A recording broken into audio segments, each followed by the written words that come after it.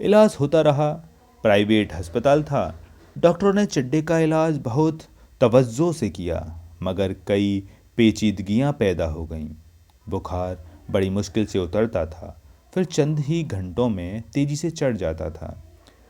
डॉक्टरों ने बिल आखिर ये राय दी कि चड्डे को बम्बई ले जाया जाए, मगर मम्मी न मानी। उसने चड्डे को उसी हालत में उठवाया और अपने घर ले आई। मैं ज़्यादा दिन पुणे में ठहर नहीं सकता था। बम्बई लौट आने के बाद मैंने टेलीफोन के ज़रिए कई मर्तबा चड्डे का हाल दरियाफ्त किया।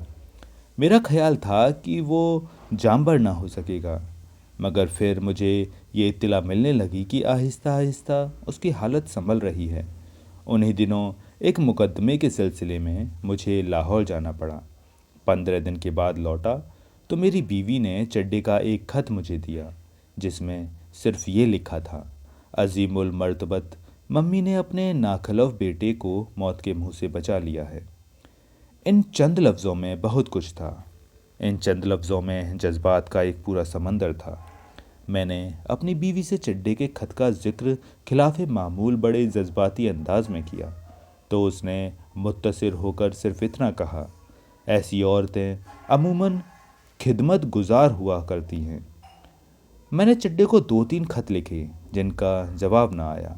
बाद में मुझे मालूम हुआ कि मम्मी ने उसको तब्दीली ए आबो हवा की खातिर अपनी एक सहेली के यहाँ लोनावाला भिजवा दिया गया था।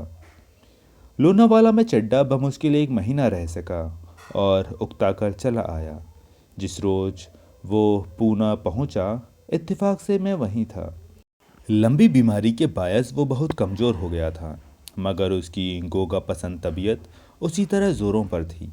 अपनी बीमारी का उसने इस तरह जिक्र किया जिस तरह आदमी साइकिल के मामूली हादसे का जिक्र करता है। अब कि वो जांबर हो गया था, तो उसे अपनी ख़तरनाक अलालत के मुतल्लिक तफसीली गुफ्तगू बेकार मालूम होती थी। सईदा काटेज में चड्डे की गैर हाजिरी के दौरान में छोटी छोटी कई तब्दीलियां हुई थीं। एल ब्रादरान यानी अकील और शकील कहीं और उठ गए थे, और उन्हें अपनी जाती फिल्म कंपनी कायम करने के लिए सईदा काटेज की फ़ज़ा मुनासिब व मौजू मालूम नहीं हुई थी। उनकी जगह एक बंगाली म्यूज़िक डायरेक्टर आ गया था। उनका नाम सेन था, और उसके साथ लाहौर से भागकर आया हुआ एक लड़का राम सिंह रहता था। सईदा काटेज में रहने वाले सब के सब राम सिंह से काम लेते थे। वो तबीयत का बहुत शरीफ और खिदमत गुजार था। वो चड्डे के पास उस वक्त आया था जब चड्डा लोनावला जा रहा था। चड्डे ने गरीब नवाज और रंजीत कुमार से कहा था कि राम सिंह को सईदा काटेज में रख लिया जाए। सैन के कमरे में जगह थी, इसलिए राम सिंह ने वहीं अपना डेरा जमा लिया था। रंजीत कुमार को कंपनी के नए फिल्म में हीरो मुतखिब कर लिया गया था, और उसके साथ ये वादा भी किया गया था कि अगर फिल्म कामयाब होगा तो उसको दूसरा फिल्म डायरेक्ट करने का मौका भी दिया जाएगा। चड्डा अपनी 2 बरस की जमाशुदा तनख्वाह में से 1,500 रुपया यकमुश्त हासिल करने में कामयाब हो चुका था। उसने रंजीत कुमार से कहा था, मेरी जान, अगर कुछ वसूल करना है तो किसी लंबी बीमारी से मुब्तला हो जाओ। मेरे ख्याल में हीरो और डायरेक्टर बनने से मरीज बनना बेहतर है। गरीब नवाज ताज़ा ताज़ा हैदराबाद से वापस आया था, इसलिए सईदा काटेज किसी कदर मरफाउल हाल था। मैंने देखा कि गैरेज के बाहर अलगनी से ऐसी कमीजें और शलवारें लटक रही थीं जिनका कपड़ा अच्छा और कीमती हैं। शीरी के खुर्द साल बच्चे के पास नए खिलौने थे। मुझे पुणे में 15 रोज़ रहना पड़ा। फिल्मों का मेरा पुराना साथी हरीश अब नई फिल्म की हीरोइन की मोहब्बत में गिरफ्त होने की कोशिश में मसरूफ़ था, मगर डरता था कि हीरोइन पंजाबी थी और उसका खाविंद बड़ी बड़ी मूँछों वाला एक हट्टा कट्टा मुस्टंडा था। चड्डे ने हरीश को हौसला दिलाया था, कुछ परवाह न कर उस साले मूँछों वालों की। अगर पंजाबी एक्ट्रेस का खाविंद बड़ी बड़ी मूँछों वाला पहलवान हो तो वो इश्क के मैदान में चारों खाने चित गिरा करता है। बस तू इतना कर कि 100 रुपये की गाली के हिसाब से मुझे पंजाबी की 10-20 हैवीवेट किस्म की गालियाँ सिखा ले। ये गालियाँ खास मुश्किलों में तुम्हारे काम बहुत काम आया करेंगी। हरी 100 रुपये की जगह एक बोतल की गाली के हिसाब से 6 गालियाँ पंजाब के मखसूस लबो लहजे में सीख चुका था, मगर अभी तक उसे अपने इश्क के रास्ते में कोई ऐसी खास मुश्किल दरपेश नहीं आई थी जो वो उन गालियों की तासीर का इम्तिहान ले सकता। मम्मी के घर हस्बे मामूल महफिलें जमती थीं। पोली, डॉली, किटी, एल्मा, थेल्मा वगैरह सब आती थी। वनकुतरे बदस्तूर थेल्मा को तांडव नाच के मुश्किल तोड़े सिखाता था और वो सीखने की पुरखुलूस कोशिश करती थी। गरीब नवाज हस्बे तौफीक कर्ज देता था। रंजीत कुमार, जिसको अब कंपनी की नई फिल्म में हीरो का चांस मिल रहा था, किसी एक लड़की को बाहर खुली हवा में ले जाता था। चड्डे के नंगे नंगे लिमरिक सुनकर उसी तरह कह कहे बरपा होते थे। एक सिर्फ वो नहीं थी, वो जिसके बालों के रंग के लिए सही तशबीह ढूंढने में चड्डे ने काफ़ी वक्त सर्फ किया था, मगर उन महफिलों में चड्डे की निगाहें उसे ढूंढती नहीं थीं। हाँ, जब कभी उसकी नज़रें मम्मी की नज़रों से टकरा कर झुक जाती थी तो मैं महसूस करता था कि उसको अपनी उस रात की दीवानगी का अफसोस है, ऐसा अफसोस जिसकी याद से उसको तकलीफ़ होती है। इसलिए चौथे पैक के बाद किसी न किसी वक्त इस किस्म का जुमला उसकी ज़बान से बेख्तियार निकल जाता था। Chadda, you are a damn brute. उसका जुमला सुनकर मम्मी ज़ेरे लब मुस्कुरा देती थी। उसकी ज़ेरे लब मुस्कुराहट जैसे हमेशा चड्डे से कहती थी, डोंट टॉक रॉट। वन कुतरे से बदस्तूर चड्डे की चख चलती थी। सुरूर में आकर जब वन कुतरे अपने बाप की तारीफ में या अपनी बीवी की खूबसूरती के मुतल्लिक कुछ कहने लगता था तो चड्डा उसकी बात बहुत बड़े गंडासे से काट डालता था। वन कुतरे गरीब चुप हो जाता और अपना मैट्रिकुलेशन का सर्टिफिकेट तय करके जेब में डाल लेता था। मम्मी वही मम्मी थी, पोली की मम्मी, डॉली की मम्मी, चड्डे की मम्मी, रंजीत कुमार की मम्मी।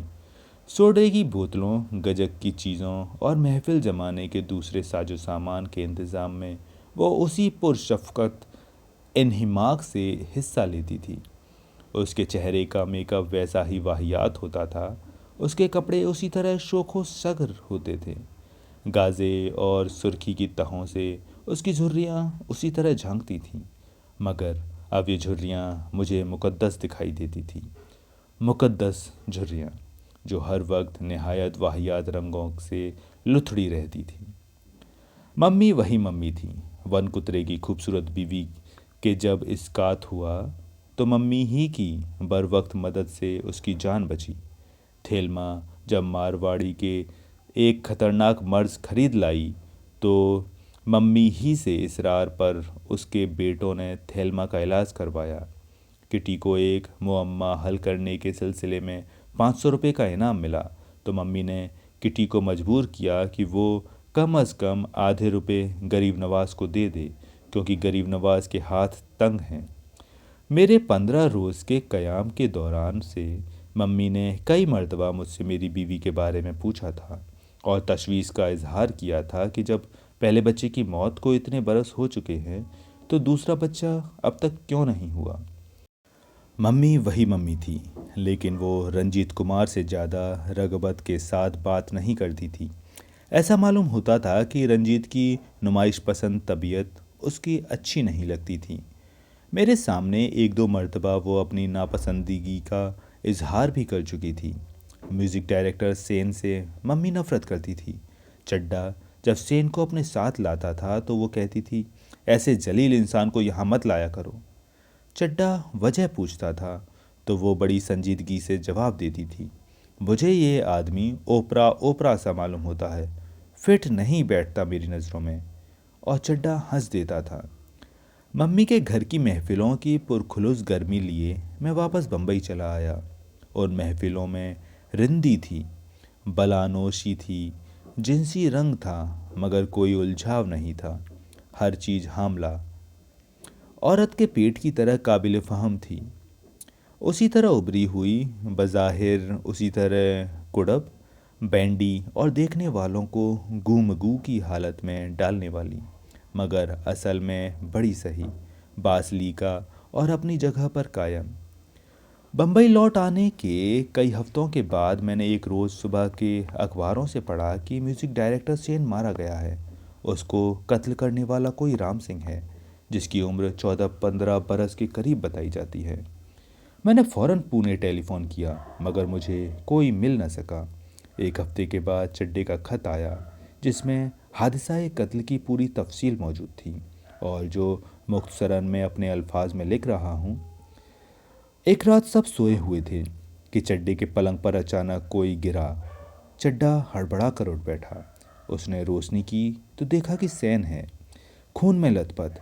चड्डा अच्छी तरह अपने होशो हवास संभालने भी न पाया था कि दरवाजे में राम सिंह नमूदार हुआ। उसके हाथ में छुरी थी। फौरन ही गरीब नवाज और रंजीत कुमार भी आ गए। सारी सईदा काटेज बेदार हो गई। रंजीत कुमार और गरीब नवाज ने राम सिंह को पकड़ लिया और उसके हाथ से छुरी छीन ली। चड्डे ने सेन को अपने पलंग पर लिटा दिया। चड्डा अभी सेन से उसके जख्मों के मुतल्लिक कुछ पूछ भी न पाया था कि उसने हिचकी ली और ठंडा हो गया। गरीब नवाज और रंजीत कुमार की गिरफ्त में राम सिंह था, मगर वे दोनों कांप रहे थे। सेन मर गया तो राम सिंह ने चड्डे से पूछा, पापा जी मर गया? चड्डे ने इस बात में सिर हिलाया तो राम सिंह ने रंजीत कुमार और गरीब नवाज से कहा, मुझे छोड़ दीजिए, मैं भागूंगा नहीं। चड्डी की समझ में नहीं आ रहा था कि वो क्या करे। उसने नौकर को भेजकर मम्मी को बुलवाया। मम्मी आई तो सब मुतमईन हो गए। गरीब नवाज और रंजीत कुमार ने राम सिंह को छोड़ दिया। थोड़ी देर के बाद मम्मी खुद राम सिंह को पुलिस स्टेशन ले गई। इस हादसे के बाद के कई महीने सईदा काटेज के लिए सख्त परेशानी के महीने थे। पुलिस की पूछताछ, बयानात, अदालत के मुकदमे की पैरवी। मम्मी इस दौरान में बहुत दौड़ धूप करती रहीं। चड्डे को यकीन था कि राम सिंह बरी हो जाएगा, और ऐसा ही हुआ। मातहत अदालत ही ने उसे साफ बरी कर दिया। अदालत में राम सिंह का वही बयान था जो उसने थाने में दिया था। मम्मी ने राम सिंह से कहा था, बेटा घबराओ नहीं, जो कुछ हुआ है सच सच बताओ। राम सिंह ने तमाम वाक़ियात मानोअन बयां कर दिए थे कि सेन ने उसको प्लेबैक सिंगर बना देने का लालच दिया था। सेन बहुत अच्छा गाने वाला था और ख़ुद उसको भी मौसीकी से बहुत लगाव था। वो इसी चक्कर में सेन की शहवानी ख्वाहिशात पूरी करता था, मगर इस अमल से उसे सख्त नफ़रत थी कि उसका दिल बार बार उसे लानत मलानत करता था। आखिर वो इस कदर तंग आ गया कि उसने सेन से कह दिया कि अगर सेन ने उसे फिर मजबूर किया तो वो उसे जान से मार डालेगा, और वारदात की रात को यही हुआ। अदालत में राम सिंह ने यही बयान दिया। मम्मी अदालत में मौजूद थी। वो आंखों ही आंखों में राम सिंह को दिलासा देती रही थी कि घबराओ नहीं, जो सच है कह दो। सच की हमेशा फतेह होती है। इसमें कोई शक नहीं कि तुम्हारे हाथों ने खून किया है, मगर एक बड़ी नजिस चीज़ का, एक खबासत का, एक गैर फितरी सौदे का। राम सिंह ने बड़ी सादगी, बड़े भोलेपन और बड़े मासूमाना अंदाज में सारे वाक़ियात बयां कर दिए। मजिस्ट्रेट इस कदर मुत्तसिर हुआ कि उसने राम सिंह को बरी कर दिया। चड्डे ने कहा, इस झूठे ज़माने में ये सदाकत की हैरत अंगेज़ फतह है, और इस फतह का सहरा मेरी बूढ़ी मम्मी के सिर है। चड्डे ने मुझे उस जलसे में बुलाया था जो राम सिंह की रिहाई की खुशी में सईदा काटेज वालों ने किया था, मगर मैं मसरूफियत के बायस शरीक न हो सका। एल ब्रादरान यानी अकील और शकील सईदा काटेज में वापस आ गए थे कि बाहर की फ़ज़ा भी उनकी ज़ाती कंपनी की तासीर व नासिर के लिए रास न आई थी। अब वे फिर अपनी पुरानी फिल्म कंपनी में किसी असिस्टेंट के असिस्टेंट हो गए थे। उन दोनों के पास उस सरमाए में से चंद 100 ही रुपये बचे थे जो उन्होंने अपनी फिल्म कंपनी की बुनियादों के लिए फराहम किया था। चड्डे के मशवरे पर उन्होंने ये सब रुपया जलसे को कामयाब बनाने के लिए दे दिया। चड्डे ने उनसे कहा था, अब मैं 4 पीकर दुआ करूँगा कि अल्लाह ताला तुम्हारी जाति फिल्म कंपनी खड़ी कर दे। चड्डे का बयान था कि उस जलसे में वन कुतरे ने शराब पीकर खिलाफे मामूल अपने साले बाप की तारीफ न की और न ही अपनी खूबसूरत बीवी का जिक्र किया। गरीब नवाज ने किटी की फौरी ज़रूरियात के पेश नज़र न सिर्फ किटी के 250 रुपये लौटा दिए, उसे 200 रुपया कर्ज भी दिया। रंजीत कुमार ने गरीब नवाज से कहा था, तुम इन बेचारी लड़कियों को यूं ही झांसे न दिया करो, कुछ न कुछ दे दिया करो। मम्मी ने उस जलसे में राम सिंह को बहुत प्यार किया और सबको ये मशवरा दिया कि राम सिंह को उसके घर भेज दिया जाए। दूसरे ही रोज़ गरीब नवाज ने राम सिंह के टिकट का बंदोबस्त कर दिया। शीरी ने सफ़र के लिए खाना पकाकर तैयार कर दिया और फिर सब राम सिंह को स्टेशन पर छोड़ने गए। ट्रेन चली तो वो देर तक हाथ हिलाते रहे। ये छोटी छोटी बातें मुझे उस जलसे के कई हफ्तों के बाद मालूम हुई, जब मुझे एक ज़रूरी काम से पूना जाना पड़ा। सईदा कॉटेज में कोई ख़ास तब्दीली वाक़ न हुई थी। ऐसा मालूम होता था कि सईदा कॉटेज एक ऐसा पड़ाव है जिसकी शक्ल सूरत हज़ारहा काफ़िलों के ठहरने और चल देने के से भी तब्दील न होती थी। वो कुछ ऐसी जगह थी जो अपना खला खुद ही पुर कर लेती थी। जिस रोज़ मैं सईदा कॉटेज पहुंचा, वहाँ शीरनी बट रही थी। शीरी के घर एक लड़का पैदा हुआ था। वन कुतरे के हाथ में ग्लेक्सो का डिब्बा था, जो उन दिनों बड़ी मुश्किल से दस्तयाब होता था। उसने अपने बच्चे के लिए कहीं से 2 डिब्बे पैदा किए थे और उनमें से वो एक शीरी के नौज़ायदा लड़के के लिए ले आया था। चड्डे ने आखिरी 2 लड्डू वन कुतरे के मुंह में ठूंसे और कहा, ले, ये ग्लेक्सो का डिब्बा ले आया है, बड़ा कमाल किया है तूने। अब अपने साले बाप और अपनी साली बीवी को देखना, हरगिज़ कोई बात न करना। वन कुतरे ने बड़े भोलेपन के साथ कहा, साले, मैं अब कोई पियला हूँ? वो तो दारू बोला करती है। वैसे बाय गॉड मेरी बीवी बड़ी हैंडसम है। चड्डे ने इस कदर बेतहासा कहा लगाया कि वन कुतरे को कुछ कहने का मौका ही न मिला।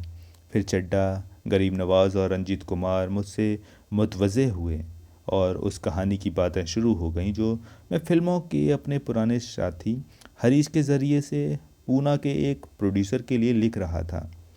कहानी की बातों से उकता जाने के बाद कुछ देर तक शीरी के नौज़ायदा लड़के का नाम मकरूर होता रहा। सैकड़ों नाम पेश हुए, मगर चड्डे को पसंद न आए।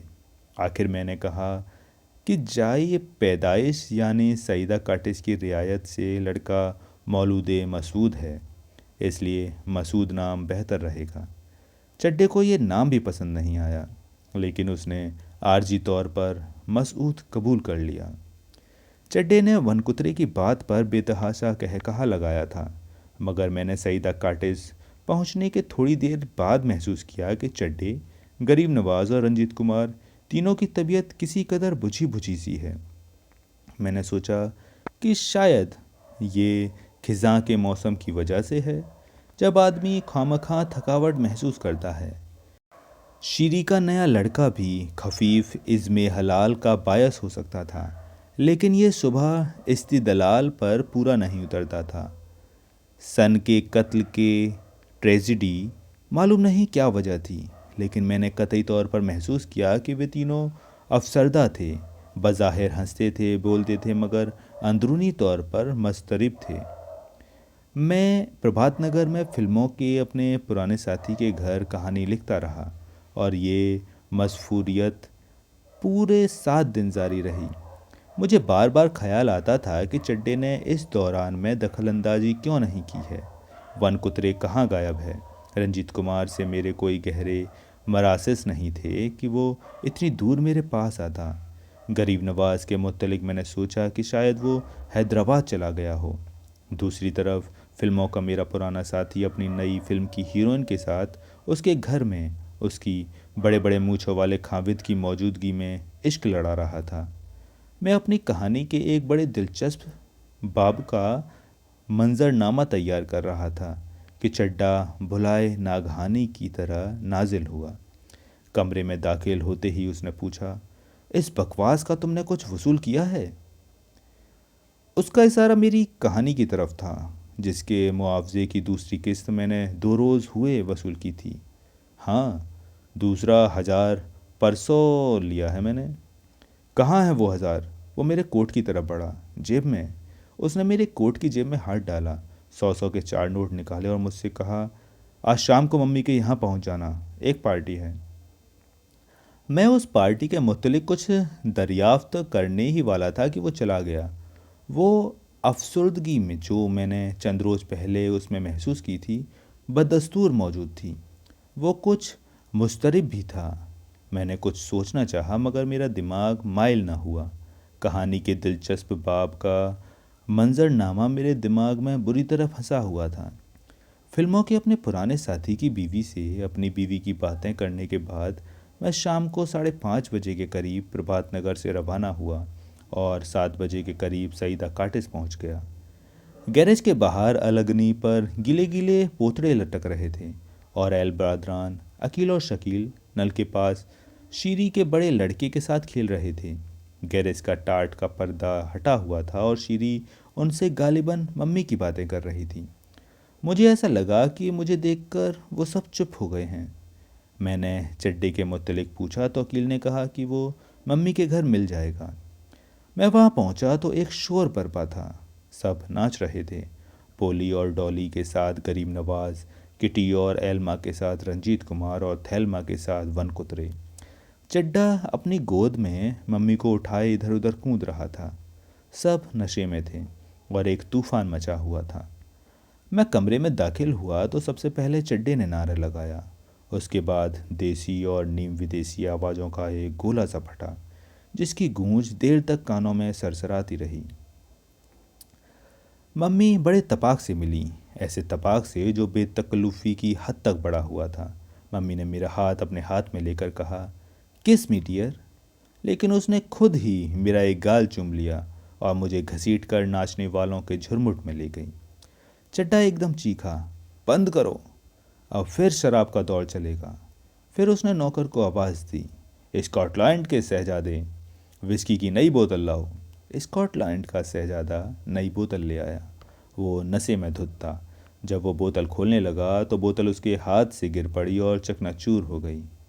मम्मी ने स्कॉटलैंड के शहजादे को डांटना चाहा तो चड्डा ने मम्मी को रोक दिया और कहा, एक बोतल टूटी है मम्मी, जाने दो, यहाँ तो दिल टूटे पड़े हैं। महफिल एकदम सूनी हो गई, लेकिन फ़ौरन ही चड्डा ने उस लम्हाती अफसुर्दगी को अपने कहकहों से दरहम बरहम कर दिया। नई बोतल आई तो हर गिलास में ग्रांडील पैक डाला गया। चड्डे ने बेरब्त सी तकरीर शुरू की, लेडीज़ एंड जेंटलमैन, आप सब जहन्नुम में जाएं। मंटो हमारे दरमियान मौजूद है। बज़ौम खुद बड़ा अफसाना निगार बनता है। इंसानी नफ्सियात की ये क्या कहते हैं, अमीक तरीन गहराइयों में उतर जाता है। मगर मैं कहता हूँ कि बकवास है। कुएं में उतरने वाले, कुएं में उतरने वाले। चड्डा ने इधर उधर देखा। अफसोस कि यहाँ कोई हिंदुस्तान नहीं है। एक हैदराबादी है जो काफ को खाफ कहता है और जिससे 10 बरस पीछे मुलाकात हुई हो तो कहेगा, परसों आपसे मिला था। लानत है उसके निज़ाम हैदराबाद पर, जिसके पास कई लाख टन सोना है, करोड़ों जवाहरात हैं, लेकिन मम्मी नहीं है। हाँ, तो वो कुएं में उतरने वाले। मैंने क्या कहा था कि सब बकवास हैं। पंजाबी में जिन्हें टोभे कहते हैं, वो गोता लगाने वाले, वो मंटो के मुकाबले में इंसानी नफ्सियात को बदरजहाँ बेहतर समझते हैं। इसलिए मैं कहता हूँ। सब ने जिंदाबाद का नारा लगाया। चड्डा चीखा, साजिश है, सब मंटो की साजिश है, वरना मैंने तो ढेर हिटलर की तरह तुम लोगों को मुर्दाबाद के नारे का इशारा किया था। तुम सब मुर्दाबाद, लेकिन पहले मैं। वो जज्बाती हो गया। मैं, जिसने उस रात उस सांप के पेट के खपरे ऐसे रंग वाली बालों की एक लड़की के लिए अपनी मम्मी को नाराज़ कर दिया था। मैं खुद को खुदा मालूम कहाँ का डॉन जुआन समझता था, लेकिन नहीं, उसको हासिल करना कोई मुश्किल काम नहीं था। अपनी जवानी की कसम, एक ही बोसे में उस प्लेटिनम ब्लॉन्ड के कुंवारेपन का सारा अर्क मैं अपने इन मोटे मोटे होठों से चूस सकता था, लेकिन एक ये एक नामुनासिब हरकत होती। वो कम उम्र थी, इतनी कम उम्र, इतनी कमज़ोर, इतनी कैरेक्टरलेस। उसने मेरी तरफ सवालिया नज़रों से देखा। बताओ यार, इसे उर्दू, फ़ारसी या अरबी में क्या कहेंगे? कैरेक्टरलेस। लेडीज़ एंड जेंटलमैन, वो इतनी छोटी, इतनी कमज़ोर और इतनी लाकिरदार थी कि उस रात जिनसी अमल में शरीक होकर या तो वो सारी उम्र पछताती रहती या कतन भूल जाती। उन चंद घड़ियों की लज्जत की याद के सहारे जीने का सलीका उसको कतई तौर पर ना आता और मुझे इसका दुख होता। अच्छा हुआ कि मम्मी ने उसी वक्त मेरा हुक्का पानी बंद कर दिया। मैं अब अपनी बकवास बंद करता हूँ। मैंने असल में एक बहुत लंबी चौड़ी तकरीर करने का इरादा किया था, मगर मुझसे कुछ बोला नहीं जाता। मैं एक पैग और पीता हूँ। चड्ढा ने एक पैग और पिया। उसकी तकरीर के दौरान में सब खामोश थे, तकरीर के बाद भी खामोश रहे। मम्मी न मालूम क्या सोच रही थीं। गाजे और सुर्खी की तहों के नीचे उसकी झुर्रियाँ ऐसे दिखाई देती थीं, गहरो फिक्र में डूबी हुई हैं। बोलते रहने के बाद चड्ढा जैसे खाली सा हो गया था। वो इधर उधर घूम रहा था, जैसे कोई चीज़ खो देने के लिए ऐसा कोना ढूंढ रहा हो जो उसके जहन में अच्छी तरह महफूज रहे। मैंने चड्ढा से पूछा, क्या बात है चड्ढा? उसने कहकहा लगाकर जवाब दिया, कुछ नहीं। बात यह है कि आज विस्की मेरे दिमाग के चूतड़ों पर जमा के लात नहीं मार रही। उसका कहकहा खोखला था। वनकुतरे ने थेलमा को एक तरफ सरकने के लिए कहा और फिर मुझे अपने पास बिठा लिया। इधर उधर की बातें करने के बाद उसने अपने बाप की तारीफ करनी शुरू कर दी। वो बड़ा गुनी आदमी था, ऐसा हारमोनियम बजाता था कि लोग दम बखुद हो जाते थे। फिर उसने अपनी बीवी की खूबसूरती का जिक्र शुरू कर दिया और मुझे बताया कि बचपन ही से उसके बाप ने ये लड़की चुनकर उससे ब्याह दी थी। बंगाली म्यूजिक डायरेक्टर सेन की बात निकली तो उसने कहा, मिस्टर मंटो, वो एकदम हलकट आदमी था। कहता था, मैं खान साहब का अब्दुल करीम खान का शागिर्द हूँ। झूठ, बिल्कुल झूठ। वो तो बंगाल के किसी भड़वे का शागिर्द था। घड़ी ने 2 बजाए। चड्ढा ने जबड़े बने बंद कर दिया, किटी को धक्का देकर एक तरफ गिराया, बढ़कर वनकुतरे के कुद्दू ऐसे सिर पर धप्पा मारा और कहा, बकवास बंद कर बे, उठ और कुछ गा, लेकिन खबरदार अगर तूने कोई पक्का राग गाया। वनकुतरे ने फौरन गाना शुरू कर दिया। उसकी आवाज़ अच्छी नहीं थी। मुर्गियों की नोक पलक बाजेह तौर पर उसके गले से नहीं निकलती थी, लेकिन वो जो कुछ भी गाता था पूरे खुलूस से गाता था। उसने मालकोस से ऊपर तले 2-3 फिल्मी गाने सुनाए, जिनसे फ़ज़ा बहुत उदास हो गई। उस उदास फ़ज़ा में थोड़ी थोड़ी देर के बाद मम्मी और चड्ढा एक दूसरे की तरफ देखते थे और नज़रें मिलते ही किसी और सिस्त हटा लेते थे। गरीब नवाज इस कदर मुत्तसिर हुआ कि उसकी आंखों में आंसू आ गए। लड़कियां आंखें फाड़ एक दूसरे को देख रही थीं। रंजीत कुमार बुद्ध बना हुआ था। चड्ढा ने गरीब नवाज की तरफ देखा और जोर का कहकहा बुलंद किया। हैदराबाद वालों की आंख का मशीना बहुत कमज़ोर होता है, मौका बेमौका टपकने लगता है। गरीब नवाज ने अपने आंसू पोंछे और एल्मा के साथ नाचना शुरू कर दिया। वनकुतरे ने ग्रामोफोन के तवे पर रिकॉर्ड टिकाकर सुई रख दी और किसी हुई ट्यून बजने लगी। चड्ढा ने मम्मी को गोद में उठा लिया और कूद कूद कर शोर मचाने लगा। उसका गला बैठ गया था उन मिरासियों की तरह जो शादी ब्याह के मौके पर ऊंचे सुरों से गा गा कर अपनी आवाज़ का नाश मार लेती हैं। इस उछल कूद और चीखम धाड़ में 4 बज गए। मम्मी एकदम खामोश हो गई। फिर उसने चड्ढा से कहा, बस, सब खत्म। चड्ढा ने हाथ बढ़ाया, पास पड़ी हुई ओनी पोनी बोतल उठाई, मुंह से लगाई, गटागट खाली की, एक तरफ फेंकी और मुझसे कहा, चलो मंटो, चलें। मैंने मम्मी से इजाज़त लेनी चाहिए तो चड्ढा ने मुझे अपनी तरफ खींच लिया। आज कोई अलविदा नहीं कहेगा। हम दोनों बाहर निकल रहे थे कि मैंने वनकुतरे के रोने की आवाज़ सुनी। मैंने चड्ढा से कहा, रुको चड्ढा, क्या बात है? मगर वो मुझे ढकेल कर आगे ले गया। उस साले की आंखों का मसाना ही खराब है। मम्मी के घर से सईदा कॉटेज बिल्कुल नज़दीक थी। रास्ते में चिड्डा ने कोई बात न की। सोने से पहले मैंने उससे उस पुरशोर मगर उदास पार्टी के मुतल्लिक इस्तिफसार करना चाहा, तो उसने कहा मुझे सख्त नींद आ रही है, और बिस्तर पर लेट गया। सुबह उठकर मैं गुसलखाने में गया। बाहर निकला तो मैंने देखा कि गरीब नवाज गैरेज के टाट के साथ लगाकर खड़ा है और रो रहा है। मुझे देखकर वो आंसू पोंछता हुआ वहाँ से हट गया। मैंने पास जाकर उसमें रोने की वजह दरियाफ्त की तो उसने कहा मम्मी चली गई। कहाँ? मालूम नहीं। ये कहकर गरीब नवाज ने सड़क का रुख किया। चड्डा बिस्तर पर लेटा हुआ था। ऐसा मालूम होता था कि वो एक लम्हे के लिए भी नहीं सोया है। मैंने उससे मम्मी के बारे में पूछा तो उसने मुस्कुरा कर कहा, हाँ वो चली गई, सुबह की गाड़ी से उसे पूना छोड़ना था। मैंने पूछा मगर क्यों? चड्डा ने लहजे में तल्खी आ गई। हुकूमत को उसकी अदाएं पसंद नहीं थीं, उसकी वज़ाकता पसंद नहीं थी। उसके घर की महफिलें हुकूमत की नज़र में काबिल एतराज़ थीं। पुलिस उसकी शफ़क़त और मोहब्बत बतौर यरगमाल के लेना चाहती थी। वो उसे माँ कहकर उससे एक दल्लाला का काम लेना चाहते थे। एक अरसे से उसका एक केस ज़ेरे तफ्तीश था। हुकूमत आखिर पुलिस की तहकीकात के मुतमईन हो गई और उसको तरीपार कर दिया, शहर बदर कर दिया। वो अगर कहबा थी, दल्लाला थी, उसका वजूद अगर सोसाइटी के लिए मुहलिक थी, तो उसका खात्मा कर देना चाहिए। पुणे की गिलाज़त को ये क्यों कहा गया कि तुम यहाँ से चली जाओ और कहीं और जाकर ढेर हो जाओ? चड्डा ने बड़े जोर का कह कहा लगाया और थोड़ी देर खामोश रहा।